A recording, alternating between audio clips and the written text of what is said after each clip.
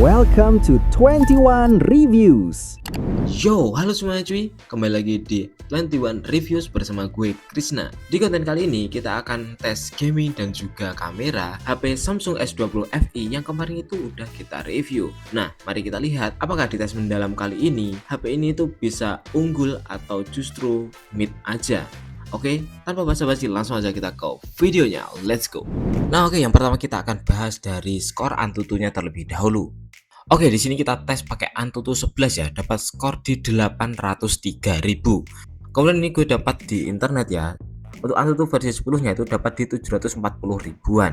Oke, kemudian untuk di wildlife stress testnya, di sini tuh untuk base loop-nya dapat di skor 3811. Kemudian untuk di lowest loop-nya dapat skor di 3400-an dan stability-nya 90%. Sebenarnya HP ini tuh kalau dipakai tuh gampang cepet panas cuy, tapi kenapa ya kalau di test loop seperti ini hasilnya masih di start.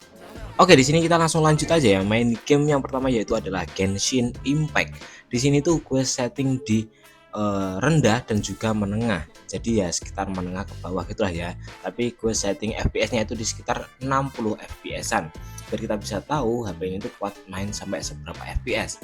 Dan datanya itu nunjukin kita dapat rata-rata di 40 FPS-an untuk mainin konten endgame. Tapi untuk konten yang lainnya ya sebenarnya bisa lebih di map-map yang lama, tapi untuk map-map yang baru itu sekitar di 30-an gitulah. Masih sangat playable.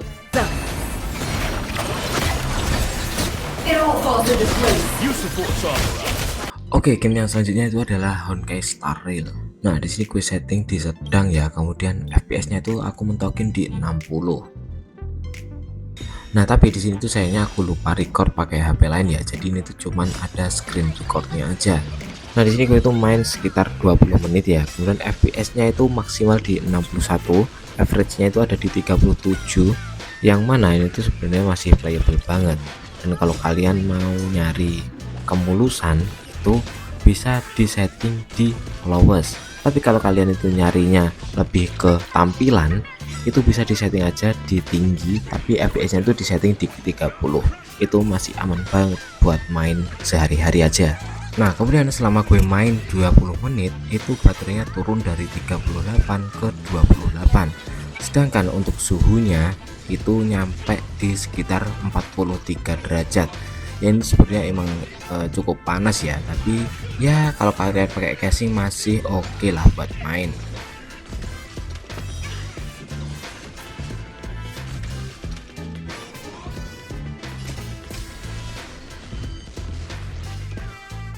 Nah oke, selanjutnya kita lanjut ke game yang namanya itu Subway Surf ya cuy.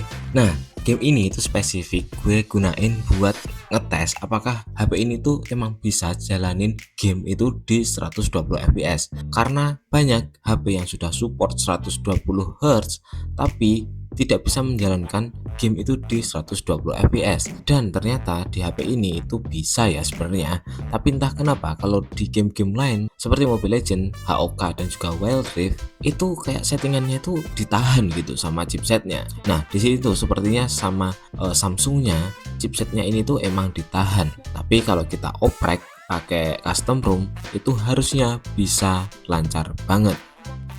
Oke, game yang selanjutnya itu adalah PUBG ya cuy. Di sini akan gue coba main satu match ya. Grafik yang gue pakai di sini itu adalah smooth extreme ya, 60 fps. Di game ini itu belum kebuka di settingan di atasnya 60 fps. Gue nggak tahu ini tuh memang belum kuat atau emang nggak didukung aja secara softwarenya. Oke, waktu gue main di sini tuh ya biasa aja, nggak ada frame drop yang parah atau gimana gitu.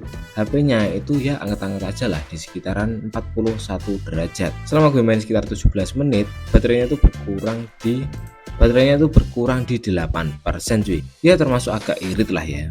Dan selanjutnya ada di game Mobile Legends. Di sini kita bisa setting di kualitas mapnya itu ultra, dan kualitas modelnya standar, kualitas efeknya tinggi, dan frame rate-nya itu bisa terdeteksi di ultra ya. Kemudian resolusinya di XD. Tapi yang gue bingung, nah di sini cuy, frame rate-nya itu bisa diatur ke 120 fps, tapi ketika dicek pakai aplikasi yang merekam fps itu nggak bisa mentok gitu loh, cuman bisa sampai di 60 fps. Nah yang gue lihat ya namanya mata manusia ya, kadang bener kadang salah, itu kadang terlihat smooth banget kayak 120 fps, tapi terkadang juga terlihat kayak 60 fps gitu. Jadi gue agak bingung di HP ini, entah kenapa bisa seperti itu. Dan sepertinya penyebab utamanya itu adalah karena ini tuh di limit dari ROM-nya oleh Samsungnya ya cuy. Sebenarnya chipsetnya itu mampu, tapi karena cepet panas sama Samsungnya itu di limit. Dan untuk penggunaan baterainya sendiri, Mobile Legends selama 12 menit itu turun sekitar 6%. Oke, game selanjutnya itu adalah Honor of King. Di sini kita itu bisa dapat settingan mentok itu di ultra ya cuy. Tapi entah kenapa ya ketika main itu FPS-nya nggak bisa lebih dari 60 FPS. Itu udah gue otak-atik segimanapun caranya, masih aja tetap kayak gitu. Oke, di sini pengalaman mainnya itu nggak ada frame drop sama sekali ya. Di sini itu sangat stabil ya di 60 FPS, paling-paling turun itu di 58. Nah, tapi untuk Honor of King ini tuh agak aneh. Ketika di lobby itu kita bisa dapat di 90 fps lebih, 95an maksimal. Tapi ketika di in game itu maksimal cuma sampai 60 fps. Ini gue masih nggak tahu juga faktornya apa. Jadi ya udah gitu aja lah ya. Kemudian untuk suhunya sendiri itu dapat di sekitaran 40 derajat aja ya, nggak sampai yang 43 derajat gitu. Dan selama 18 menit itu penggunaan baterainya ada di 8%.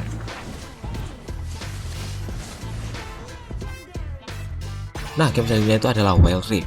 Di game ini juga sama cuy, settingannya itu kebuka di 120 fps, tapi nyatanya di in game-nya itu nggak bisa sampai 120 fps. Oke, di sini itu gue settingnya mentok kanan ya biar tahu gitu seberapa panas kalau kita itu main di settingan paling mentoknya. Oke, untuk Wild Rift sendiri di sini tuh pengalaman mainnya masih lancar-lancar aja ya, nggak ada frame drop yang berarti. Di sini gue itu main di sekitar 15 menit itu rata-rata di 60, paling-paling turun itu di 55. Sepertinya ini game tuh sedikit lebih berat dari HOK ya, karena emang lebih sering naik turun daripada HOK yang lebih stabil di 60 fps. Dan selama gue main itu enjoy aja. Kemudian untuk pengurangan baterainya, di sini gue main 15 menit itu turun di sekitar 7%.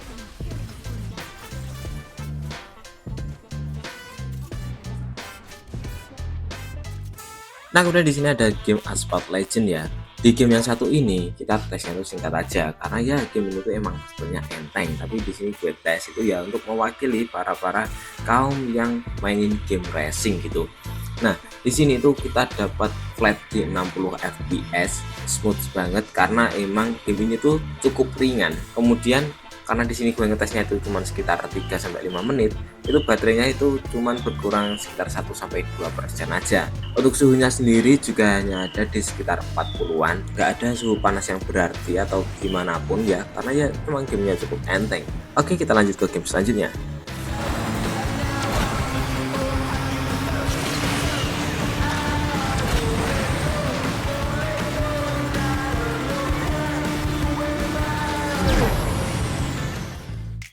Oke, dan ini dia game yang biasa kita sebut sebagai boss terakhir, yaitu Wuthering Waves. Khusus di game ini ya, kita tuh settingnya di mentok kiri cuy, alias low atau very low, dan semuanya itu gue offin, semuanya itu gue mentokin kiri, dan itu pun FPS nya cuma dapat di maksimal 30-an. Bahkan ketika kita menjelajah itu seringnya itu ada di belasan fps. Dan suhu yang didapat waktu main game Wuthering Waves itu ada di 44,8 derajat cuy. Ini tuh udah nyentuh 45 ya, ini tuh udah maksimal banget. Kalau lebih dari ini tuh biasanya overheat. Jujur kalau untuk mainin game ini, HP Samsung S20 FE ini masih kurang worth it ya. Kalian mending cari HP-HP yang sedikit di atasnya. Karena kalau kalian maksa main pakai HP ini ya palingan itu mentoknya di 24 fps saja. Kalau untuk menjelajah sih masih oke ya. Tapi kalau untuk mainin endgame itu agak sedikit maksa sih menurut gue. Dan untuk pemakaian baterainya sendiri ini tuh termasuk boros banget sih. Untuk permainan di 10 menit aja itu kurangnya ada di sekitar 6% cuy. Itu bahkan hampir separuhnya ketika gue itu mainin HSR dan Genshin. Jujur emang berat banget sih ini game.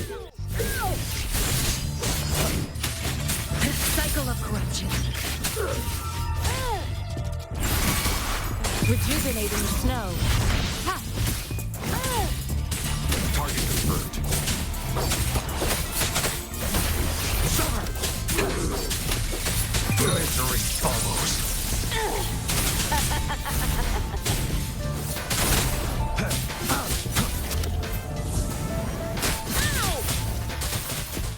Nah, dan akhirnya kita udah sampai di pengetesan kameranya ya. Di sini gue bakal jelasin dulu spek dari kamera di Samsung S20 FE ini. Untuk kamera yang paling atas itu adalah ultra wide dengan view angle itu 123 derajat. Kemudian di tengah itu ada kamera utamanya 12 megapiksel ber-OIS. Dan yang paling bawah itu adalah kamera 3 kalinya optical zoom 10 megapiksel.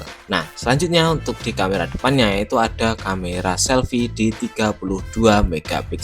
Ini tuh masih bagus banget di zaman sekarang. Jadi langsung aja kita lihat foto-fotonya. Oke, di sini kita akan mulai dari kamera belakangnya dulu ya. Mulai dari 0,5, 1 kali sampai ke 3 kali. Itu masih bagus banget kalau keadaannya itu cerah seperti siang hari seperti di foto ini. Hasilnya itu masih bagus banget.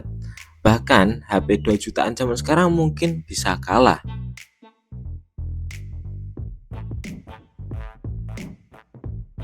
Kemudian ini untuk mode fokusnya ya, ini tuh aku fokusin banget biar bunganya itu kelihatan gitu. Dan hasilnya juga bagus banget. Kemudian untuk kamera selfie-nya di sini tuh ya masih cukup oke lah. Asalkan tidak di kondisi yang kurang cahaya gitu. Nah, tapi menurutku ya, untuk kekurangan dari kamera depannya ini itu ada di detailnya. Detailnya itu agak kurang ya. Misalkan di sini tuh pori-pori wajah itu agak nggak kelihatan. Apalagi yang di malam hari ini itu lebih ke halus sih dan banyak noise-nya.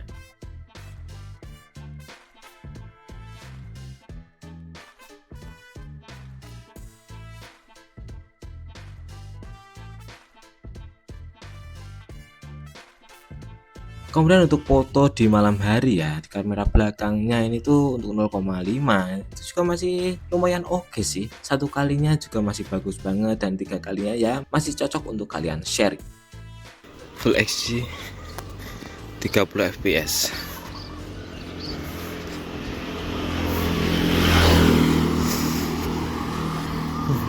Full HD 60 fps. Tes jalan ini ya. Kita pakai agak lari dikit, pegangannya cuma pakai tangan ya cuy, ini cuy. Kita pegang cuma pakai tangan. Dan kayaknya sih hasilnya masih mulus-mulus saja ya. Kemudian ini untuk 4K 60 fps nya. Emang ajib sih ini kamera HP ya. Oke, kita coba zoom dikit. Sampai kedua kali masih stabil banget. Kalau zoom jauh sih emang bisa, tapi ya udah pecah ya, karena nggak bisa pindah otomatis ke kamera telenya kalau 60 fps. Oh ya, btw HP ini tuh bisa pindah kamera depan belakang meskipun di 60 fps. Jadi ini 4K 60 fps bisa pindah kamera depan belakang ya. Lagi set. Kalau di layar sih kelihatan ada sedikit sekali, tapi sih harusnya aman-aman aja ya. Harusnya sih nggak ada masalah ketika dipakai untuk sehari-hari. Nah, kemudian untuk kamera 4K di 30 fps nya ya, itu bisa di semua kamera. Kita coba dari 0,5 nya, kemudian di 1 kali, nah bisa semua. Kemudian di 3 kali, nah kalau buat jalan goyangnya sangat terasa ya. Kita kembalikan ke 1 kali, nah masih bisa lagi di sweep ke depannya. Jadi untuk 30 fps bisa di semua kamera ya. Oke, sekarang kita akan mulai bahas fitur-fitur lainnya yang ada di kamera Samsung S20 FE ini. Oke, kemudian ada mode panorama yang sudah umum lah ya, ada di HP-HP lainnya. Tapi di sini kita bisa milih antara pakai 0,5 atau 1 kalinya. Dan selanjutnya ini adalah mode makanannya, yang biasanya ini tuh mungkin ditujukan untuk memfoto makanan agar kelihatan lebih enak gitu. Ini juga ada mode pro-nya ya. Dan di sini yang bisa kita pakai mode pro itu ada di ultra wide sama wide nya nih. Nah, dari ISO nya itu bisa diatur dari 50 sampai 3000. Kemudian shutter speed nya dari 1/12.000 sampai 30. Kemudian EV-nya dari -2 sampai +2. Oke. Kemudian untuk fokusnya ada 3, bisa di multi, tengah, atau manual ya. Oke. Kemudian untuk white balance-nya ini sampai ini. Udah ngos-ngosan cuy aku cuy. Di sini juga ada video mode pro ya, yang kurang lebih isinya sama kayak tadi. Dan ini untuk mic-nya ini tuh bisa kalian pilih langsung dari HP-nya. Oke, kemudian untuk mode hyperlapse ya, di sini yang di tengah ini itu adalah untuk super steady ya. Jadi misalkan kalian pakai jalan itu dia nggak akan terlalu goyang. Kemudian untuk yang ini dia akan ada tulisannya waktu perekaman 10 menit. Jadi waktu kita tekan nanti setelah 10 menit dia akan mati sendiri. Di sini ada 1 jam, ada 2 jam ya. Jadi kalian nggak harus nungguin HP-nya dan mencet stop manual gitu ya. Nanti akan langsung stop otomatis. Kemudian di sini ada yang namanya pengkaliannya, seberapa cepat videonya nanti itu akan bergerak. Ini 5 kali lebih cepat dari biasanya, ada 10 kali, 30 kali, atau 60 kali. Nah, kalau ini biasanya yang 60 kali itu untuk hyperlapse langit, biar ada transisi awan yang bergerak itu. Oke. Dan ini contoh hasil hyperlapse-nya. Ini tuh gue pilih yang otomatis saja ya.